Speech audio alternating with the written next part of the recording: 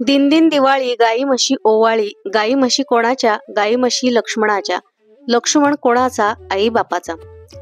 वर्षानुवर्षे असे म्हणत आपण दिवाळी सण साजरा करत आहोत. या ओवीप्रमाणेच अत्यंत पवित्र अशा गायीच्या पूजेपासूनच अत्यंत उत्साहाच्या, आनंदाच्या आणि रोषणाईच्या अशा दिवाळी सणाची सुरुवात होत असते.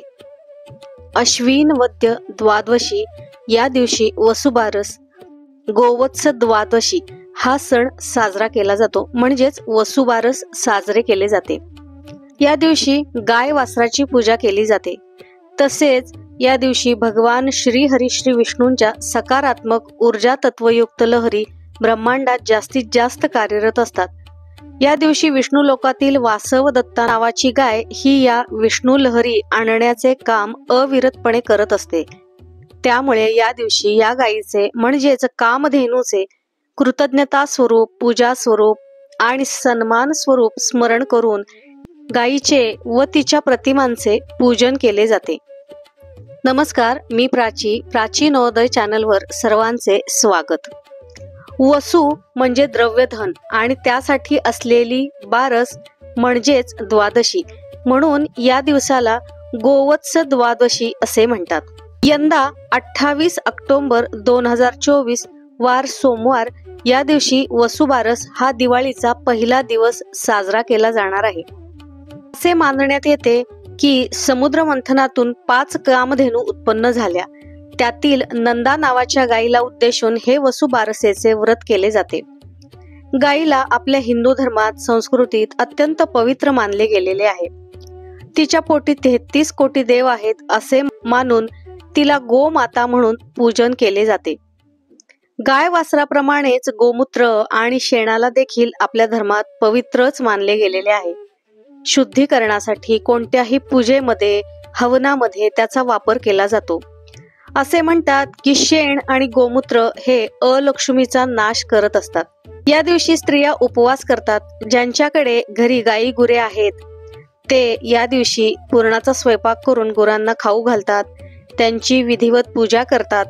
त्यांना नवीन वस्त्रे घालतात. त्यांच्याकडून त्या दिवशी कोणतेही काम करून घेतले जात नाही. प्रत्येक घराघरांमध्ये गायी वासरांच्या प्रतिमांचे, मूर्त्यांचे पूजन केले जाते. गायीला हे लक्ष्मी स्वरूप मानले गेलेले आहे.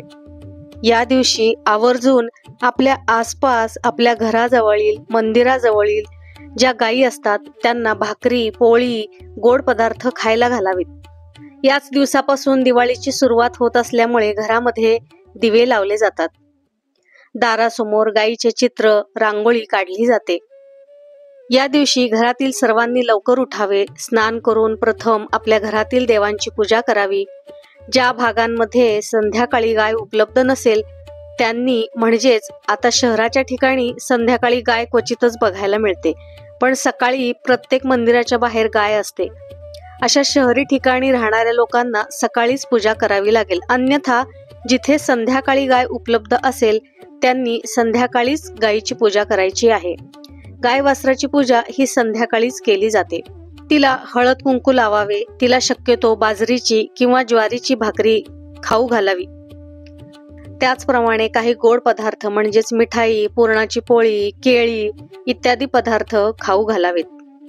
घरात गायीच्या मूर्तीचे किंवा प्रतिमांचे पूजन करताना पूजेची जागा पुसून घ्यावी, पाट ठेवावा, वस्त्र अंथरावे, दिवा लावून त्यानंतर गायीची मूर्ती किंवा प्रतिमा ठेवावी. यथासांग तिची हळद, कुंकू, अक्षता, फुले वाहून पूजा करावी. धूप दीप दाखवावा. प्रत्यक्ष गायीची किंवा गायीच्या प्रतिमेची पूजा करत असताना पुढील श्लोक म्हणावा. क्षीरोदार्णव संभूते सुरासुर नमस्कृते सर्व देवमये मातुर ग्रहणार्थ नमोस्तुते. आपल्या शेतीमध्ये भरपूर पीक यावे म्हणून शेतकरी आणि त्याच सोबत गाय, बैल देखील भरपूर कष्ट करत असतात. त्यांच्या कष्टाचा, प्रामाणिकपणेचा, एकनिष्ठतेचा सन्मान म्हणून या दिवशी गाय वासराची पूजा केली जाते. तसेच आपल्या मुलाबाळांना चांगले आरोग्य व सुख लाभावे म्हणून हा वसुबारस दिवस साजरा केला जातो. अशा प्रकारे या सणांनिमित्त अत्यंत पवित्र व देवता स्वरूप अशा गायीला व इतर देखील प्राणीमात्रांना आपण अत्यंत प्रेमाने, मायेने आणि करुणेने जपले पाहिजे. त्यांची कोणतीही जीवितहानी होऊ नये यासाठी प्रयत्न केले पाहिजेत. त्यांना देखील आपल्याप्रमाणे जीव आहे, त्यांना भावना आहेत हे ओळखून त्यांचे पालन पोषण केले पाहिजे. हिंदू संस्कृतीत प्रत्येक सण साजरा करण्याचे काहीतरी धार्मिक, आध्यात्मिक, त्याचबरोबरीने शास्त्रीय कारण, महत्त्व आणि उद्देश नक्कीच आहे. तो समजून ओळखून आपण हे सण साजरे करूया आणि ते आपल्या पुढील प्रत्येक पिढीपर्यंत पोहोचवण्याचे त्यांना पटवून ते सण साजरे करायला लावूया. असे केल्यानेच ते देखील त्यांच्या पुढील पिढीला ही संस्कृती, त्याचे महत्त्व आणि परंपरा समजून सांगू शकतील, पुढे नेऊ शकतील. व्हिडिओ आवडल्यास व्हिडिओला लाईक करा, शेअर करा, चॅनलला सबस्क्राईब करा. भेटूया पुढील भागामध्ये नवीन माहितीसह. तोपर्यंत सर्वांना श्री स्वामी समर्थ.